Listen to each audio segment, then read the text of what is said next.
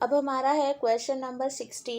चतुरानन शब्द का अर्थ नहीं है। तो क्वेश्चन ध्यान से पढ़ना, पेपर में कभी आपको लगे कि इसमें मीनिंग पूछ लिया है कि चतुरानन शब्द का मत अर्थ बताओ, ठीक है। तो नहीं और सही का जरा ध्यान रखना, नहीं पूछा है इन्होंने।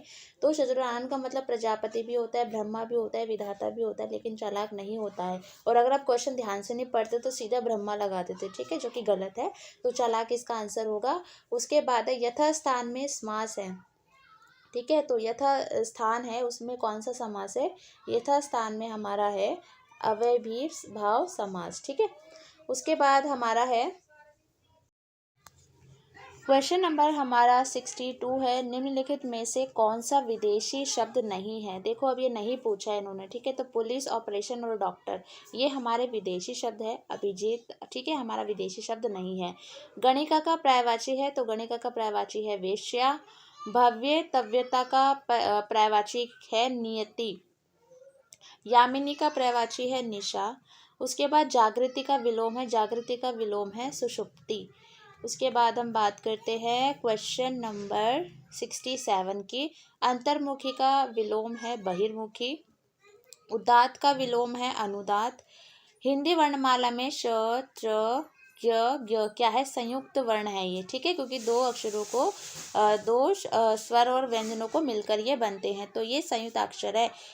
हिंदी में संयुक्ताक्षरों की 4 संख्या है। संख्या कितनी है? 4 है, ये भी पूछा जाता है। क्वेश्चन नंबर हमारा 70 है।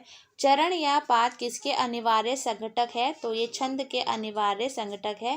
क्वेश्चन नंबर 71 से 75 में हमें वर्तनी बतानी है कौन सी सही है। तो अगर हम इन चारों को देखेंगे तो अंतर विरोध इसमें सही है। उसके बाद हमारा जो वर्तनी है, देखो ये तो आपको लिख लिख के प्रैक्टिस करनी पड़ेगी वर्तनी की, तो क्योंकि देखने से ये नहीं आएगी। तो प्रतिनिधि आयन, ठीक है।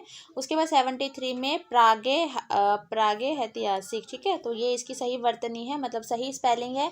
आशीर्वाद बहुत बार पूछा जाता है, और मैंने एक क्वेश्चन पेपर सॉल्व करवाया था बीएड का, उसमें भी एक क्वेश्चन आया हुआ था, तो आशीर्वाद सही है।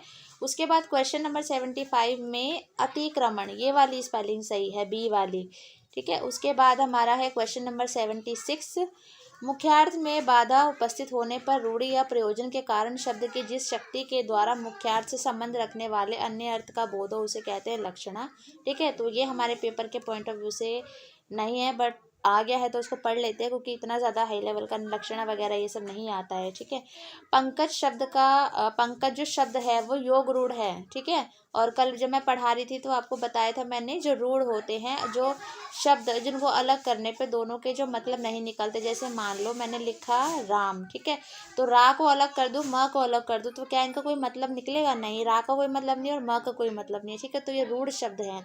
उसके बाद हमने देखा था कि यौगिक शब्द होते हैं जैसे मैंने लिखा कि विद्या जमा आले, यानी कि विद्या को अलग करो और आले को अलग करो, को दोनों का मतलब निकलेगा, ठीक है। तो रूढ़ मतलब दोनों एक शब्द को अलग कर दोगे तो जो अलग हुआ होगा उसका कोई मतलब नहीं होगा। यौगिक में होता है कि एक शब्द को जब आप 2 पार्ट में डिवाइड कर दोगे तो दोनों का मतलब कुछ ना कुछ होगा। और योग रूढ़ में क्या होता है, जो शब्द होता है उसका कुछ अर्थ अलग होता है, जैसे पंकज है तो यहाँ पर पंकज का अर्थ हो जाएगा हमारा कमल, ठीक है।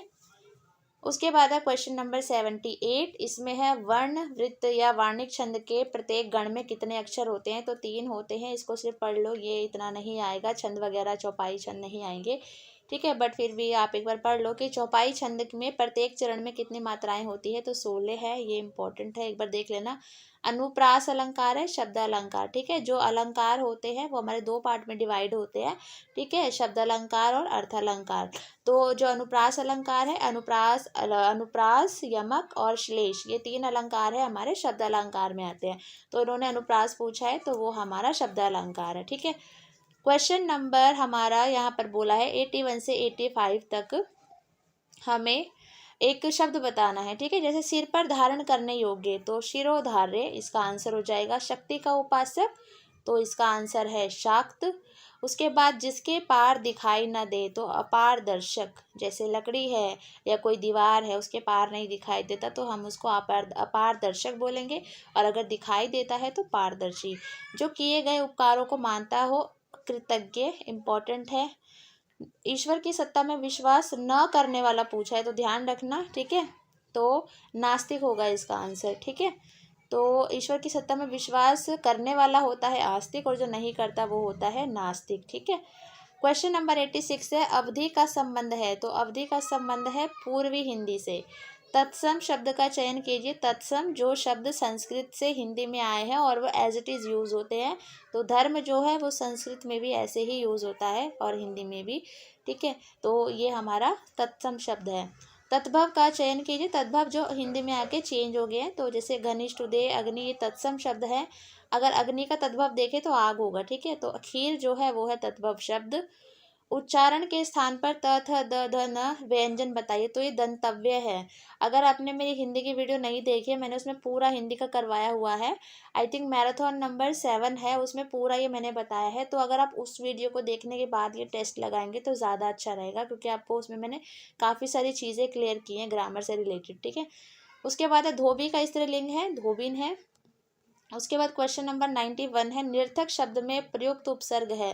उपसर्ग जो आगे लगता है, तो निर्थक में निहि इसका क्या है, उपसर्ग है। यद्यपि में प्रयुक्त संधि है, यद्यपि में प्रयुक्त संधि है वो है यण संधि, ठीक है। गायक शब्द का संधि विच्छेद क्या है, गै अक, ठीक है। तो ये गायक बन जाएगा। ये संधि मैं आपको करवाऊंगी अलग से, तो आपको क्लियर हो जाएगी। हिंदी में कारकों की संज्ञा है, तो हिंदी में कारक 8 है। कर्ता ने कर्म से पढ़ा ही होगा आप लोगों ने, ठीक है। वाक्य को पढ़ते समय अथवा बोलते समय बहुत छोटा रुकने के लिए चिन्ह प्रयोग किया जाता है, अल्प विराम, जिसे हम कॉमा कहते हैं, थोड़ा सा रुकने के लिए, ठीक है। 96 है हमारा, दो निकटवर्ती वर्णों के परस्पर मेल से जो विकार उत्पन्न होता है उसको संधि कहते हैं। विकार मतलब एक जो गलती से उत्पन्न होती है दो निकटवर्ती वर्णों के मिलने से, ठीक है, उसको हम संधि कहते हैं। यशोगान शब्द की रचना हुई है, तो ये स्वर संधि द्वारा। क्वेश्चन नंबर 98 है, हिंदी साहित्य के आदिकाल का प्रधान रस कौन सा था, तो इसका जो आंसर है वो है वीर रस। 99 है, सरकारी पत्र की भाषा होनी चाहिए, तो वो औपचारिक भाषा होनी चाहिए। क्वेश्चन नंबर 100 है, काव्य शास्त्रीय संप्रदाय की संख्या कितनी है, तो वो 6 है।